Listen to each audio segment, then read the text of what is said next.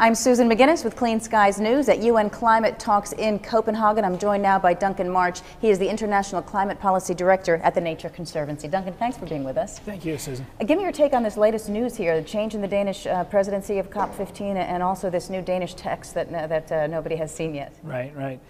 Yeah, we got news this morning that the president of the COP process here, who's been the climate change minister from Denmark, has been switched over to the prime minister of Denmark. That's an elevation in the status of the COP president. It's actually something that's not surprising. We expected it sometime before this process ended. When heads of state come in, they're not going to be facilitated by a minister. They're going to be facilitated by a head of state from Denmark. Move. So this was a planned move. It's a question of when it would happen. And now this text, what happens there? So there's a process whereby the COP itself accepts the work of the last 2 years of negotiations, the report out of that negotiations.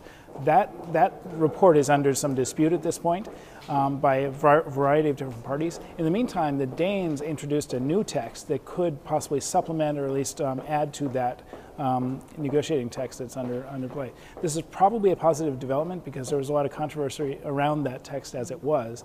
This may break some of the this may clear some hurdles there, but it's not being readily accepted by all parties who are saying, wait, we've been working on this other negotiating text for 2 years. Right. What's happening? And there's going to be a lot of consultations today to try to sort these two out. Okay. Tell us a little bit about what you know is happening behind the scenes. A lot of what we see in the public forums, there's a lot of log jams, a lot of negativity. Tell us what else is going on here that you observed. Well, you know, we're at a stage in the negotiations. This is Wednesday of the second week of negotiations. Tomorrow, the heads of state arrive. President Obama will be here Friday. Presidents from all across the world will be coming. This is a point of negotiations where it gets really tough and sticky, where the negotiators have their last chance before their heads of state get here to try to insert their final changes. So they're digging in their heels, trying to set this up as well as they can for their own president or prime minister to deal with. And that it makes for a really tough couple of days here.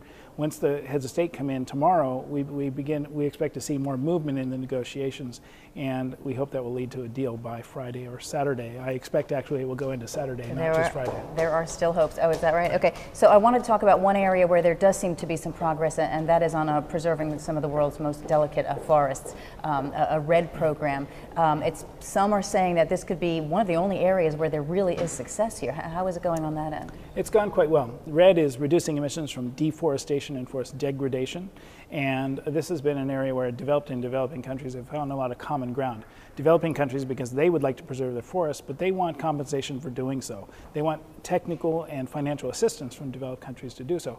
It's in the interest of developed countries because emissions from forests are so high. They're nearly 20% of global emissions. So we need to capture this important source of emissions, but in doing so, we can also protect biodiversity in these valuable places you mentioned and enhance sustainable livelihoods for the local people. So there's a win-win-win there's a mutual interest to the countries to do that. So they've proceeded ahead of the negotiations. Right now we're seeing that they are actually being held up as some of the other pieces of negotiations catch up. But it's looking pretty well. There's a few issues still to be ironed out, but it's in good shape. Okay, so this represents a major income stream for some poor countries and some of the groups of people who live and depend on these forests. It also represents a major source for developed countries to use these for carbon credits and for carbon offsets. So exactly. It's both sides are seeing dollar signs. Right. It's a way to use the burgeoning carbon markets to finance sustainable development in the developing world, which is in our interests in the developed countries as well. Now, some of the details, I guess, are going to be worked out, hopefully, here and also probably into the next year. Some of those, a mechanism for really monetizing the forest. I mean, how do you sort of put a value on CO2 and make those things measurable? When does all that get worked out? Some of those will be in part in this decision that's agreed to here in the technical decisions. However, some of those will be up for negotiation over the next several years, some of the details. It's about how you measure the carbon in forests, how you define what are the appropriate boundaries of the project or the national level activity, and how you measure against the baseline that you've developed, and how you convert that into actual carbon credits. And then actually a time frame for the money to actually start flowing. I mean, once it's put into place, implemented. How does that look to you? Governments have talked about Copenhagen delivering an operational accord. And that means, in my view, that beginning in January 2010, we will see funds begin to flow into a post-Copenhagen framework that will support REDD, it will support adaptation to climate change in developing countries, particularly the most vulnerable developing countries, and some technology transfer to help them move toward lower carbon pathways. So this is really linked to a lot of the other big sticking points that are happening here. Can REDD just go forward if it's the most successful element? No, unfortunately it can't, Susan. We need the whole package, and the pieces of REDD that have been sticky are those that are tied to the bigger political issues, such as how you deal with carbon markets, such as the verification of developing country actions and other things. That's what's held up the REDD discussions, and those need to be worked out at the higher level. It's part of the whole package. And that also ties into U.S. legislation because it is so heavily dependent on, and carbon offsets is such a large part of the bills that are going through Washington. It is. It's important that the international policy is as compatible as possible with U.S. legislation for the two systems to work together. Mm-hmm. REDD is, as you said, it occupies a big piece of the U.S. legislation. It's very important for us to maintain our costs at a reasonable level of complying with climate change obligations, and also for helping support developing country action. Well, Duncan, you're among some of the more of the optimistic people here in Copenhagen as these talks go on, and you've noticed probably a lot of events that are happening outside of these walls here that are positive as well. Right. Copenhagen is at least a three-ring circus. There's the negotiations themselves.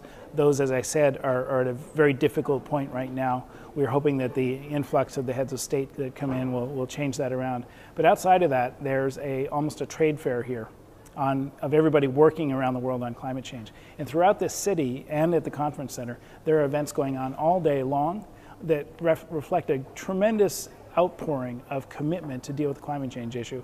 It's not always through governments, and it's certainly not always through these international government processes, but businesses, local cities, and communities, and there's all sorts of activities that are being reflected in events around here. It's quite inspiring if you look at that. If you burrow down in the negotiations where I've been for the last few days, it's not quite as inspiring, but we hope that changes by Friday or Saturday. It really needs to. I mean, we've got 100 heads of state here poised to make an agreement. If they can't get it done and put us on a more sustainable path toward that ends in a legally binding agreement next year, the world's in deeper trouble every year we go along. All right, a lot at stake. Duncan Marsh with the Nature Conservancy, thank you. Thanks, Susan. And I'm Susan McGinnis at the Bella Center at UN World Climate Talks for Clean Skies News.